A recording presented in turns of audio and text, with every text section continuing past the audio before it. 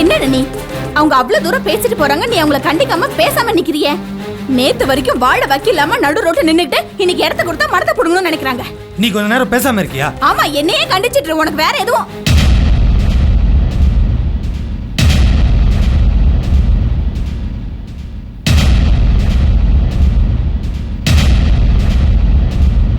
எரும மாடு இங்க வா.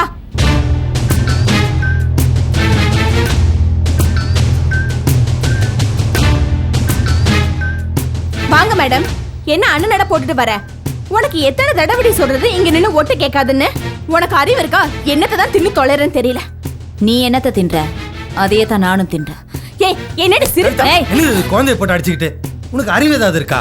அவ கரெக்டா தான் கேட்டா. ஆமா, அறிவு இல்ல எனக்கு. வாய் மூடுறியா? வா. உனக்கு எவ்வளவு சொன்னாலும் புரியாதா? வக்கீல் என்ன சொன்னாரு? கேஸ் முடிகிற வரைக்கும் காஞ்சனா கிட்ட எந்த பிரச்சனையும் பண்ண வேணாம்னார்ல. அவ கூட சமாதானமா இருந்தா தானே நம்மளால கேஸ் ஜெயிக்க முடியும். அதை விட்டு அவளோட பிரச்சனை பண்ணிட்டு இருக்க. உனக்கு மூளைன்றதே இல்லம்மா. ஆமா, மூளை இல்ல, நான் லூசு. லூசு. சிங்கம் இழைச்சா சுண்டாளி கூட கொண்டாட்டம் சொல்றது சரியா தான் இருக்கு.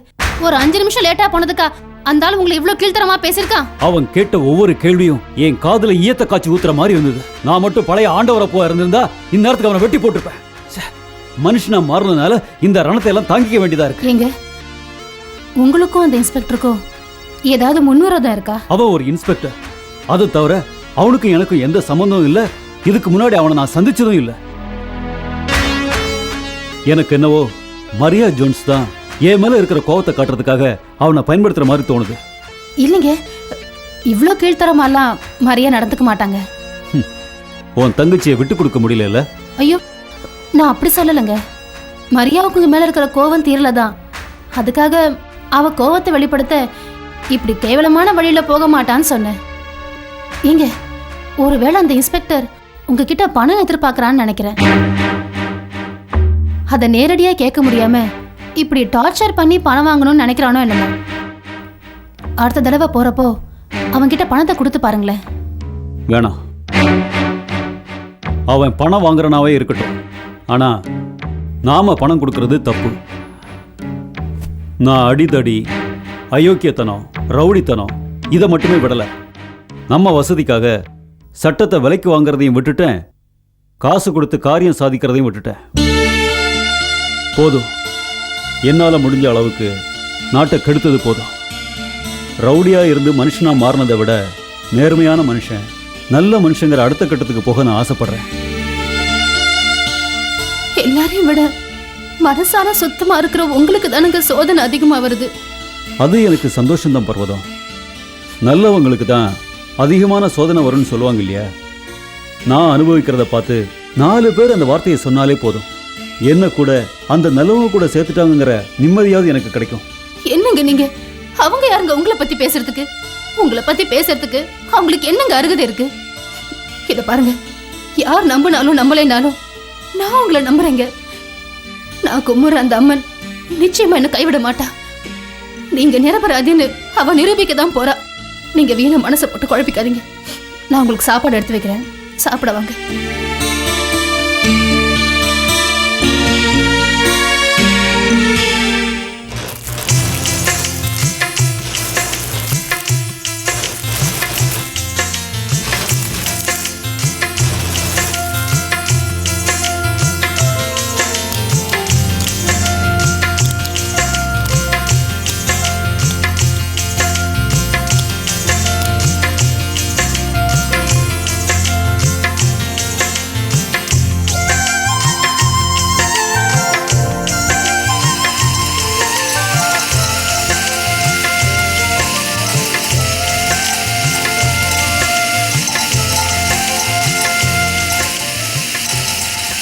என்னையா தப்பா எடுத்துக்காதீங்க. ஒரு 5 நிமிஷம் லேட்டா வந்ததுக்காக அந்த ஆண்டவரப்போ அந்த காட்டு காட்டுறீங்க. இது கடமையா இல்ல காட்டமா சார்? எதுக்காக கேக்குறேன்னா, அவன்கிட்ட இப்படி கடுமையா நடந்துக்க சொல்லி மரியா மேடம் சொல்லலையே சார். அவ என்னையா சொல்றது? அந்த ஆண்டவர் அப்பு அக்கா காப்பிக்கிற நாளத்தையா நான் எதிர்பார்த்துட்டு இருக்கிறேன். அப்பதான் இந்த கலியமூர்த்திக்குள்ள ஒரு கம்சம் இருக்கான்றதே நீ தெரிஞ்சுக்குவேன். கம்சனா? அப்படின்னா இது வம்ச பகையா சார்? வம்ச பகை இல்லையா, பல வருஷ பகை.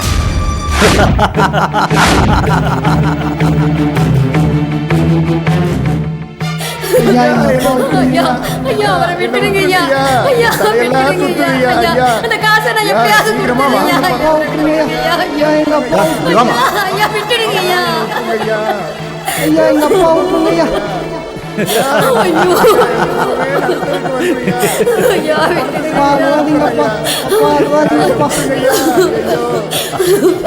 ஐயா, அவரை விட்டுடுங்க ஐயா. உங்க காலில் விழுந்து கெஞ்சி கேட்கிறேன் ஐயா. ஐயா, இந்த 5000த்துக்காக அவரை இப்படி பாடுபடுத்துறீங்களே, இது உங்களுக்கு நியாயமா இருக்கு ஐயா? என்னடி 5000 ரூபானா உனக்கு அவ்வளவு கேவலமா இருக்கா? அப்ப அந்த காசை கொடுத்துட்டு உன் புருஷனை கையோட கூட்டிட்டு போ. இருந்தா கொடுத்துருவேன் ஐயா. ஐயா, கொஞ்சம் இறக்கம் காட்டுங்க ஐயா. ஏய், ஓடி. ஐயா, விட்டுடுங்க ஐயா. ஐயா, ஐயா, விட்டுடுங்க ஐயா அவரை.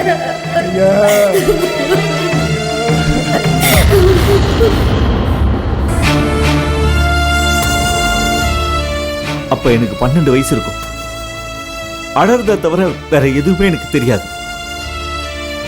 எங்க அப்பா பட்ட வேதனை, எங்க அம்மா அனுபவிச்ச துடிப்பு, இது ரெண்டும் இன்னும் என் நெஞ்சு விட்டு போகல. எங்க அப்பா வாங்கினது வெறும் 1000 ரூபாய் தான். அந்த 1000 ரூபாய்க்கு வட்டிக்கு வட்டி போட்டு, வட்டி குட்டி போட்டு 5000 ரூபாய் வரைக்கும் வளர்ந்து போச்சு. எங்க அம்மாவும் அப்பாவும் எவ்வளவோ கெஞ்சி பார்த்தோம், அந்த மிருகத்துக்கு இறக்கமே வரல. வேற வழியே தெரியாம எங்க அம்மா தான் தாலியை அடமானம் வச்சு எங்க அப்பாவை காப்பாத்தினாங்க. இருந்தாலும் புருஷன் இருக்கும் பொழுதே தான் தாலியை கட்ட வேண்டியதாயிடுச்சுன்ற வேதனையில படுத்த படுக்கையாயிட்டாங்க. அப்ப படுத்தவங்க தான் அப்படியே இறந்து போயிட்டாங்க.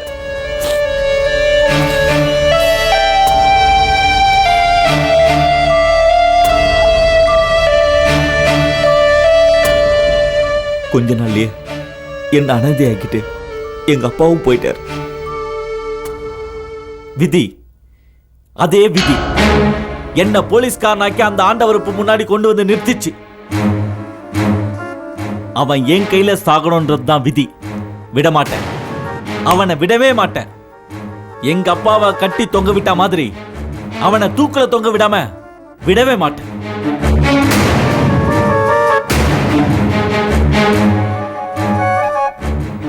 தியாகு, என் கதையை சொல்றதுக்காக நான் உன்னை இங்க வர சொல்ல.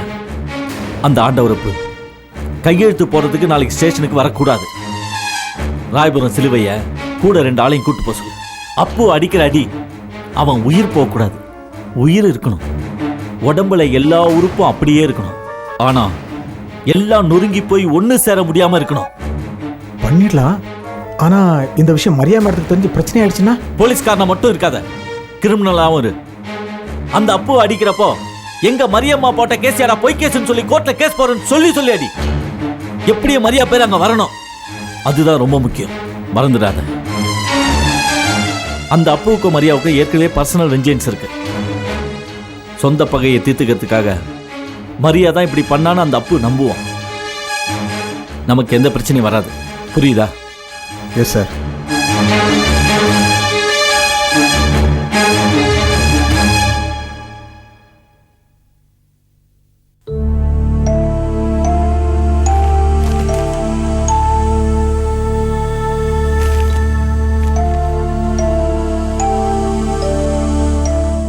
அம்மா, காப்பி கீழே கொட்டிருச்சுன்னு அம்மா சொன்னாங்க. எங்கம்மா கொட்டிருக்கு? க்ளீன் பண்ணணும். பார்த்தா தெரியல, இத நான் வேற சொல்லணுமா? ட்ரெஸ்ஸிங் டேபிள் பக்கத்துல பாரு.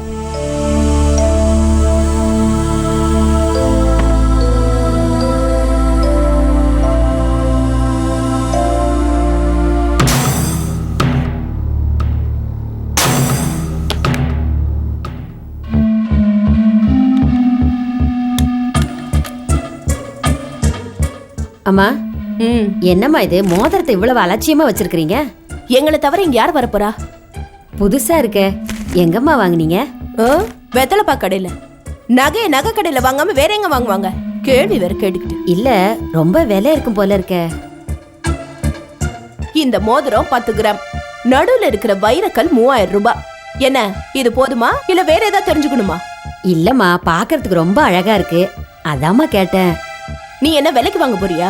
ஐயோ என்னால போய் இவ்வளவு பணம் கொடுத்தெல்லாம் வாங்க முடியுமாமா? சும்மா பார்க்கட்டுமாமா? ம்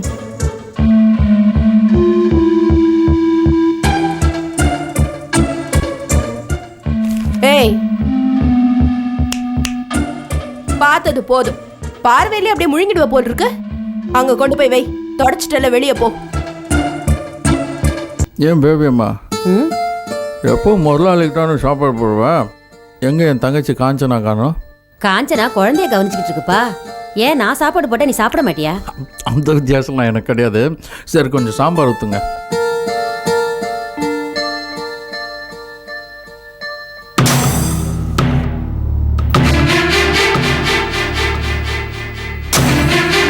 என்ன தேஜா கையில மோதிரெல்லாம் போட்டு கலக்குறிய? என்ன உன் வயிற்று கலக்கிறேன்னா? பார்த்துட்டு தரேன் கொஞ்சம் கூட. இந்த பார்த்துங்க, இதோட இடம் என்ன தெரியுமா? 10 கிராம். இது நடுவில் ஒரு வைரக்கல் இருக்குல்ல, அதோட மதிப்பு மட்டும் 3000 ரூபா. இந்த மோதிரம் 10 கிராம். நடுவில் இருக்கிற வைரக்கல் 3000 ரூபாய். வைரக்கல்லா? பின்ன என்ன உப்புக்கல்லா? ஏன் தேஜா இந்த மோதிரத்தோட மொத்த விலை எவ்வளவு இருக்கும்? யாருக்கு தெரியும்? காசு கொடுத்து வாங்கியிருந்தாலும் தெரியும். அப்போ திருடுனியா? சி, உன் புத்தியை காட்டுற பத்தியா? சும்மா ஜோக்குக்கு சொன்னேன். ஆமா, விலைக்கு வாங்கலேன்னு சொல்ற, அப்புறம் எப்படி இந்த மோதிரம் உன் கைக்கு வந்துச்சு? இன்னைக்கு என்னோட பிறந்த நாள். எனக்கு வேண்டியப்பட்டவங்க ஒருத்தர் அன்பளிப்பாக கொடுத்தாங்க. அன்பளிப்பா? பின்ன நான் எங்கே போய் இவ்வளோ காசு கொடுத்து வாங்குறது? யார் கொடுத்தா? நான் தான் வேண்டியவங்கன்னு சொன்னேன்ல. வேண்டியவங்கன்னா எப்படி? ஓஹோ அப்படியா? வேண்டியவங்கன்னா வேண்டியவங்க தான். ஏதாவது அடி பிடிச்ச பாத்திரம் தான் போய் சுரண்டு. என்னிட்ட சொன்னா எதுவும் கிடைக்காது.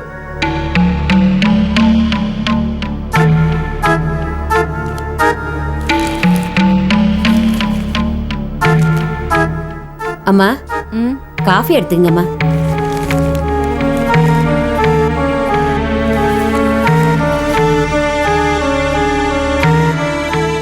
அம்மா டிஃபன் சூடா இருக்கு, வந்து சாப்பிடுங்கம்மா. இப்ப வேண்டாம், கொஞ்ச நேரம் ஆட்டம். அம்மா உங்களுக்கு சுட சுட ஒரு நியூஸ் கொண்டாந்துக்கேம்மா. என்ன? நேத்து ராத்திரி நம்ம ரஜினி அம்மா ரூமுக்கு போனேன். அவங்க கையில நவரத்ன மோதிரம் போட்டிருந்தாங்கம்மா. ரொம்ப அழகா இருக்கே, எப்போ வாங்கினீங்கன்னு கேட்டேன். அந்த மோதிரத்துக்கு நடுவில் இருக்கிற வைரக்கல்லு மட்டுமே 3000 ரூபான்னு சொன்னாங்கம்மா. சாதாரணமா ஆம்பளைங்க தாம்மா நவரத்ன மோதிரம் போடுவாங்க. ஆனா அத இவங்க போட்டிருக்காங்களேன்னு நினைச்சேன். அது சரியா போச்சு. சஸ்பென்ஸ் வைக்காத, சட்டுன்னு சொல்லு. இன்னைக்கு காலையில அந்த மோதிரத்தை நம்ம வீட்டுக்கு புதுசா வந்து சேர்ந்தானே டிரைவர் வேலைக்கு, அந்த தேஜா போட்டுக்கிட்டு இருக்காமா. தேஜாவா? அதே மோதிரத்தையா? ஆமாம்மா, நான் தேஜா கிட்ட இந்த மோதிரத்தை விலைக்கு வாங்கினியான்னு கேட்டம்மா. அதுக்கு அவன் என்ன சொன்னான் தெரியுமா? என் பிறந்த நாள் பரிசா எனக்கு ஒருத்தவங்க கொடுத்தாங்கன்னு சொல்றாமா. இவ்வளவு விலை உயர்ந்த மோதிரத்தை பிரசண்டா கொடுக்கற அளவுக்கு நம்ம ரஜினி அம்மாவுக்கும் இந்த தேஜாவுக்கும். என் வீட்டு பணம் இப்படியெல்லாம் வெளியே போதா? உண்மையிலேயே நீங்க ரொம்ப பாவம்மா. அந்த ரஜினி அம்மாவும் உங்க அத்தை அம்மாவும் இந்த வீட்டுல அடிக்கிற கூத்து உங்களுக்கு எதுவுமே தெரியலம்மா. எனக்கா ஒன்றும் தெரியாது. நீ சொன்னது மட்டும் உண்மையா இருந்தது. அந்த தேஜா மட்டும் இல்ல, அம்மா பொண்ணு 2 பேரையும் இந்த ஊரை விட்டே விரட்டுறேன். நீ சொன்னது மட்டும் பொய்யா இருந்தது. அம்மா நானே இந்த வீட்டை விட்டு போயிடுறேம்மா. எதுக்கும் தயாரா இரு. ஹலோ, நான் பாலாஜி பேசுகிறேன்ப்பா.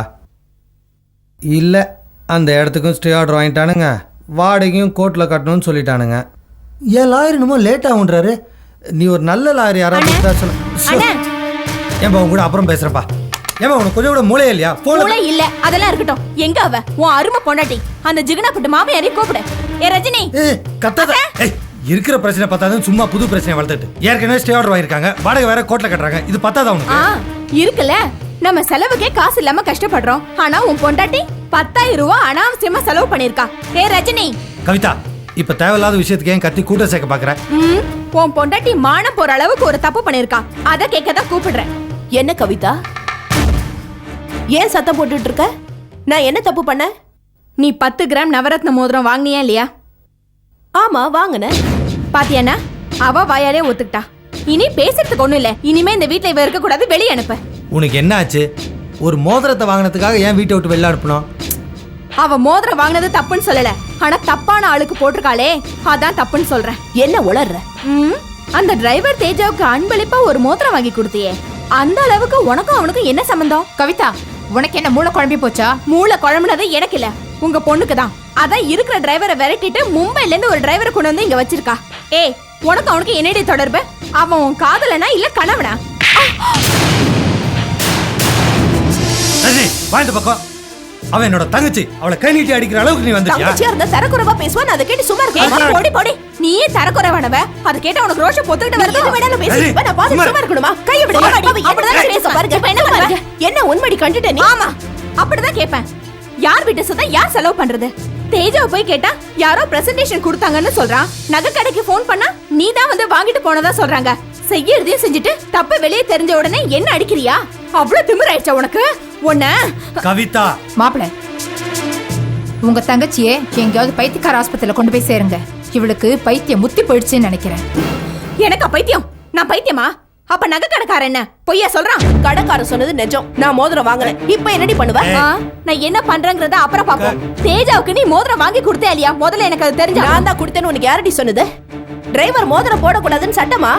அவன் ஏதோ சர்வீஸ் சார்ஜ்ல 10,000 ரூபாய் வந்துச்சுன்னு மோதிரம் வாங்கியிருக்கான். அடடடடடடா, சூப்பரா டூப் விடுற. ஏய், உனக்கு என்ன இப்ப பிரச்சனை? தேஜா கையில இருக்கிற மோதிரம் வாங்கி கொடுத்தான்னு சொல்ற, அவ்வளவுதானே? அது உண்மை இல்ல.